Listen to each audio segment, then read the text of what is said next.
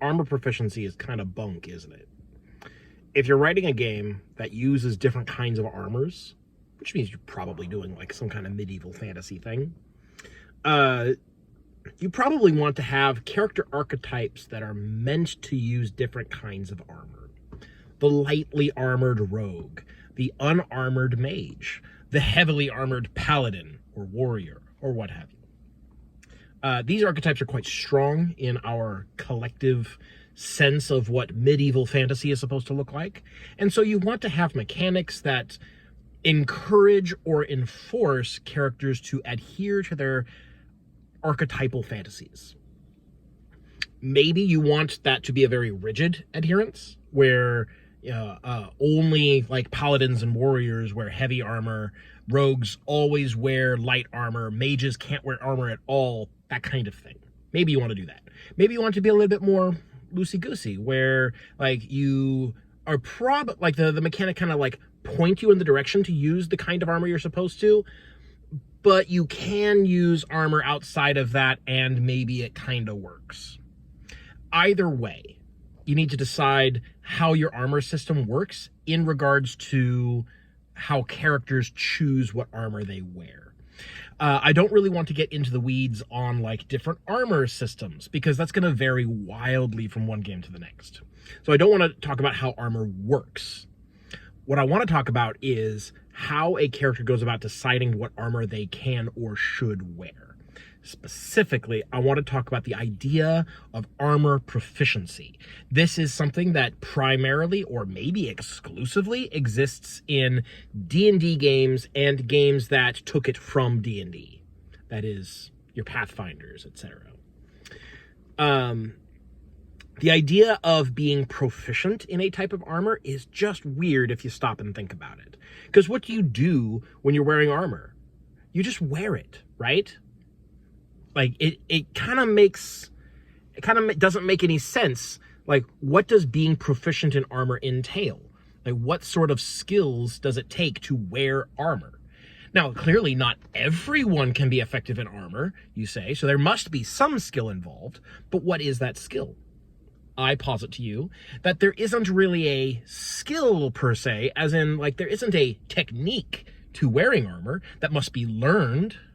Instead, I would suggest that wearing heavy armor entails just being strong and having a lot of stamina.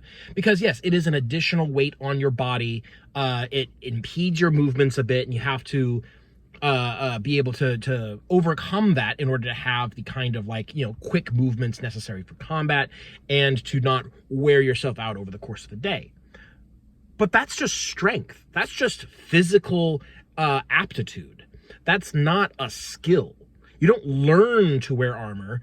By wearing armor regularly, you just become stronger. You become accustomed to the weight of it because you are now stronger from having lifted and moved all that weight quite a bit. It's really no different than just lifting weights, except instead of just working your arms, you're working your entire body, the muscles necessary for carrying you and for moving around.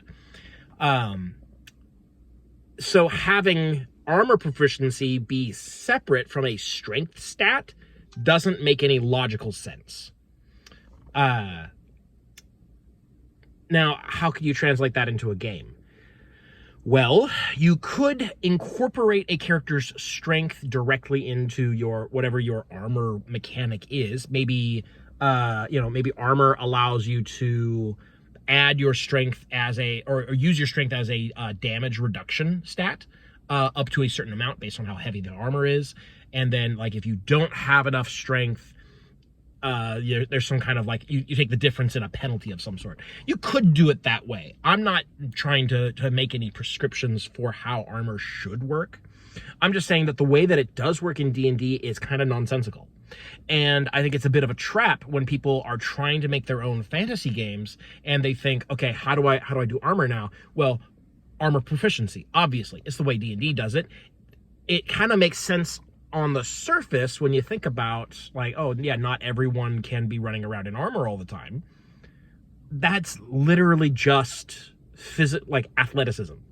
Like, by wearing armor regularly, you build up muscles, you become stronger, and you can then operate in armor just fine.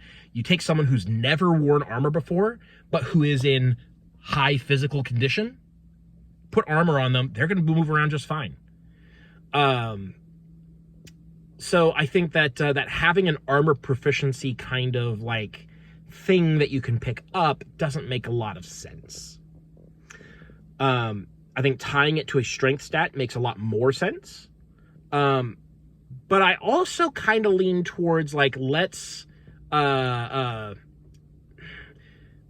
to describe this. So for Song and Steel, you're kind of told what armor you wear. And you don't really have, like, you can wear other armor, but the amount of effect that the armor has doesn't really change from... No, that's not true. That's not accurate.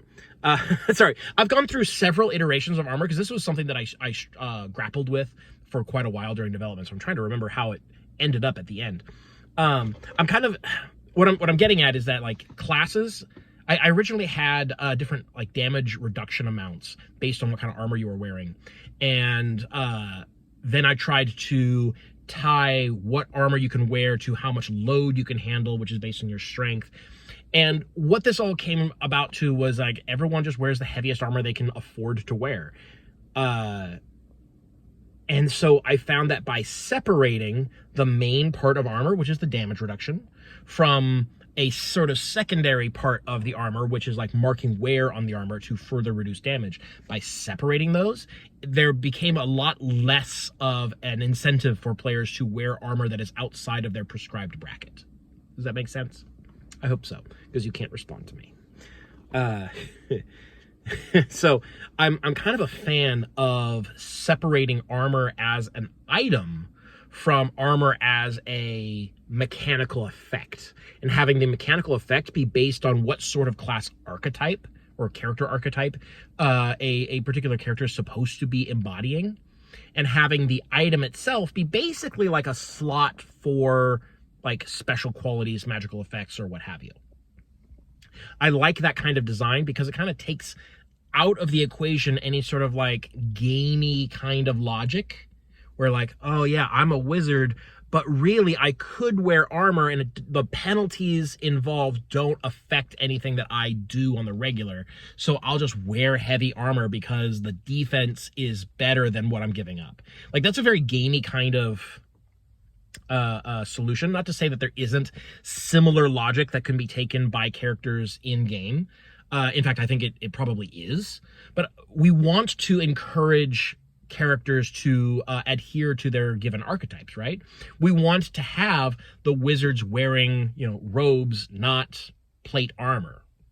So by separating that and by removing the incentive to veer outside of class archetypes, I think you can that really helps enforce them in a soft way, in a way that makes the player decide this is the best way to do it, so this is the way I'm going to do it.